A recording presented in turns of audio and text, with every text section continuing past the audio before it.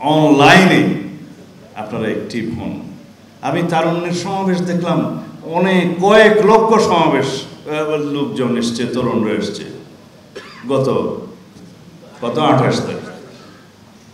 এরা সবাই যদি অনলাইনে অ্যাক্টিভ হয়, তাহলে যারা আমাদের বিরুদ্ধে কুৎসা রটনা করছে, কুচক্র করছে, কুচক্রী মহল, তারা বন্যার পানির মতো ভেসে যাবে। আপনারা বেশি বেশি করে টুইট করবেন, আন্তর্জাতিক অঙ্গনের টুইটের মূল্য একটু বেশি। আপনারা অনলাইনে অ্যাক্টিভ হয়ে এগুলোর জবাব দেবেন, শুধুমাত্র টেলিফোন হ্যালো হ্যালো বলে ইউজ করে ছেড়ে দেবেন না। আজকালের জমানা হচ্ছে জ্ঞান ভিত্তিক এবং প্রযুক্তি ভিত্তিক জ্ঞান। আজকাল এগিয়ে যেতে হবে আমাদের প্রযুক্তি নির্ভর রাজনীতি এবং জ্ঞান ভিত্তিক রাজনীতির মধ্য দিয়ে।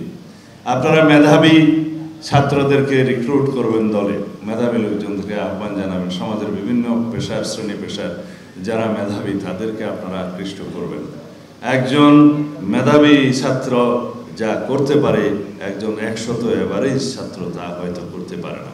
কারণ একজন মেধাবী, আপনি দেখবেন পৃথিবীতে ইন্ডিয়ান ডায়াসপোরা বলতে গেলে ইউএসএতে প্রায় সব ডিজিটাল এবং বড় বড় কোম্পানিগুলোর এক্সিকিউটিভ হয়ে গেছে, চিফ এক্সিকিউটিভ হয়ে গিয়েছে। আমাদের কয়জন আছে? গুগল বলেন, ফেসবুক বলেন, আরও অন্যান্য যেগুলো আছে বড় বড় সংস্থা, কি মাইক্রোসফট বলেন, সব। সুতরাং প্রযুক্তি নির্ভর শিক্ষায়, জ্ঞানে বিজ্ঞানে তারা হয়তো এগিয়েছিল বলেই তারা গিয়েছে।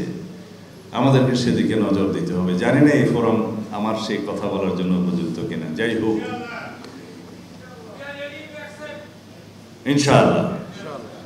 এখন যা শুনতে চাই তা এখনো বলিনি, তা হচ্ছে যেখানেই যাই বলে নির্বাচন, আন্দোলন, এই সমস্ত ইস্যু নিয়ে কথা বলেন। আমরা গণতান্ত্রিক একটি দেশে বাস করার জন্য সংগ্রাম করিনি, 1971 সালে স্বাধীনতা যুদ্ধ করিনি, আমরা বাকশালের বিরুদ্ধে বহুদলীয় গণতন্ত্র প্রবর্তন করিনি, আমরা কেয়ারটেকার সরকারের পুনঃপ্রবর্তনের জন্য 17 বছর আন্দোলন সংগ্রাম করিনি, আমাদের বিএনপি সহ সারা বাংলাদেশের বিভিন্ন দলের এবং বিভিন্ন শ্রেণী পেশার মানুষ, সাংবাদিক বন্ধুগণ সহ শয়ে শয়ে নির্যাতিত হয়নি, গুম খুনের শিকার হয়নি। আমি নিজে যখন নির্বাসিত ছিলাম 9.5 বছর, আর বাকিদের কথা কি বলবো? কিসের জন্য বলেন?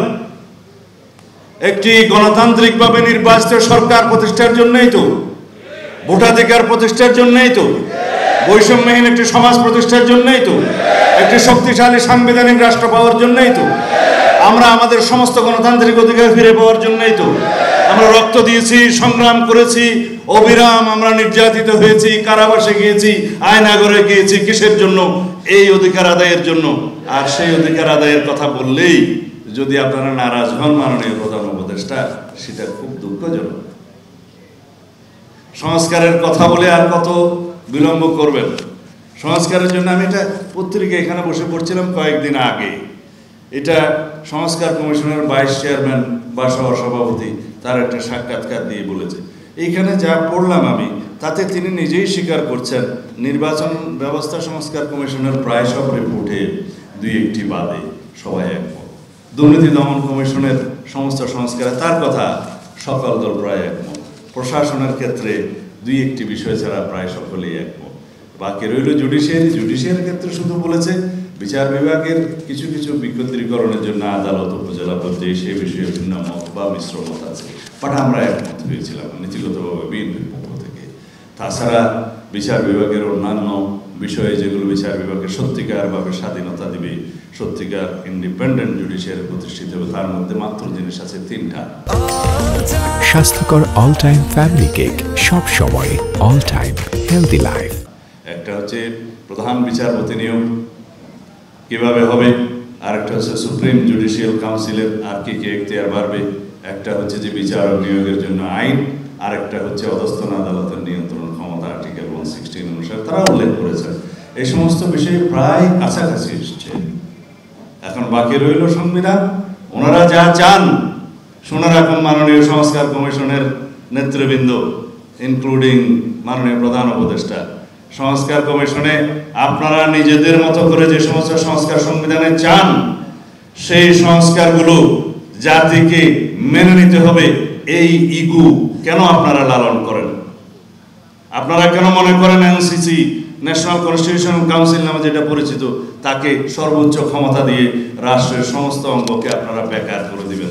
সেটা আমাদেরকে কেন মানতে বলেন? বলে যে সেই বিষয়ে কোনো সিদ্ধান্ত আসেনি।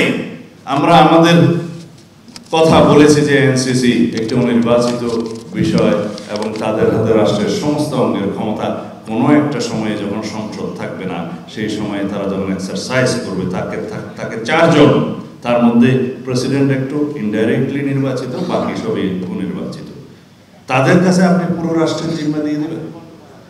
তারা এই সমস্ত আরো কিছু কিছু অভিনব সংস্কার প্রস্তাব নিজেরা দিয়েছে। মনে হয় যেন আমাদেরকে বাধ্য হয়ে সে সমস্ত সংস্কার প্রস্তাবে একমত হতে হবে। তাহলে তো এটা বাকশাল হয়ে গেল। যদি সংস্কারের সমস্ত প্রস্তাবের মধ্যে আমরা একমত হওয়ার জন্য আপনারা কন্টিনিউয়াসলি পারসু করতে থাকেন এবং ব্লেম দিতে থাকেন যে এখনো পর্যন্ত এই বিষয়ে ঐকমত হয়নি। আমরা লিখিতভাবে বলেছি, আমরা আলোচনা করেছি কি কি বিষয়ে আমরা কাছাকাছি এসেছি এবং কি কি বিষয়ে একমত, নীতিগতভাবে একমত, সেগুলো কম্পাইল করে আপনারা জাতির কাছে প্রকাশ করেন। আগামী 2 তারিখ আবার ডেকেছে আমাদের মাননীয় প্রধান উপদেষ্টা। ভাবটা আমরা বুঝছি এরকম, আনুষ্ঠানিকতা আয়োজনের কোনো কমতি নেই, কিন্তু কাজের কোনো খবর নেই। আবার ডেকেছেন 2 তারিখে যে দ্বিতীয় পর্বের আলোচনার আবার শুভ উদ্বোধন হবে। কেন উদ্বোধন কয়বার করতে হয়? আমি এখানে আরেকটা অনুষ্ঠানে এসেছিলাম, আমাদের একজন লেখক, তিনি দেশনেত্রী বেগম খালেদা জিয়ার উপর একটি কিতাব লিখেছিলেন, প্রামাণ্য। সেইটার 4th কি 5ম এডিশনের আবার পুনরায় শুভ উদ্বোধনীতে এসেছিলাম। সেই রকম এই সংস্কার নিয়ে আবার কতবার উদ্বোধন করবেন? প্রথম পর্যায়ের একবার উদ্বোধন করেছেন আলোচনা, দ্বিতীয় পর্যায়ে আবার উদ্বোধন করবেন, তৃতীয় পর্যায়ে গিয়ে আবার আপনারা এটা একত্রিত করবেন। এইভাবে আপনারা আমাদেরকে সংস্কারের কলা দেখাচ্ছেন। সংস্কার হবে, সংস্কার আমাদের প্রধানতম এজেন্ডা। তার চাইতেও বেশি জোরে বিচার হবে ফ্যাসিবাদীদের বিরুদ্ধে, যারা মানবতা বিরোধী অপরাধে জড়িত ছিল। সবাইকে কাঠগড়ায় নিয়ে আসা হবে আমাদের সর্বোচ্চ এজেন্ডা। কিন্তু নির্বাচন বাংলাদেশের মানুষকে এই ডিসেম্বরের মধ্যে দিবেন বলে যে আপনি আশ্বস্ত করেছিলেন আমাদের সামনে, পরবর্তীতে আপনি সরে গেলেন, সেটা ঠিক করেন নাই। নির্বাচন বিলম্বিত হওয়ার একটিও কারণ নাই, আপনার সামনে যুক্তি নাই কেন আপনি ডিসেম্বরের বাইরে যেয়ে নির্বাচন দিবেন, সেটার পক্ষে একটিও যুক্তি নাই। কিন্তু শুধু বলেন ডিসেম্বর থেকে জুন। কেন আসর করেছে আপনার যে ডিসেম্বর থেকে জুনের ভিতরে, এর মধ্যে বলতে থাকতে হবে? ডিসেম্বরের আগেই নির্বাচন দিতে হবে, বাংলাদেশের মানুষের দাবি, আমাদের দাবি। একটি কারণও নাই ডিসেম্বরের বাইরে নির্বাচন যাওয়ার।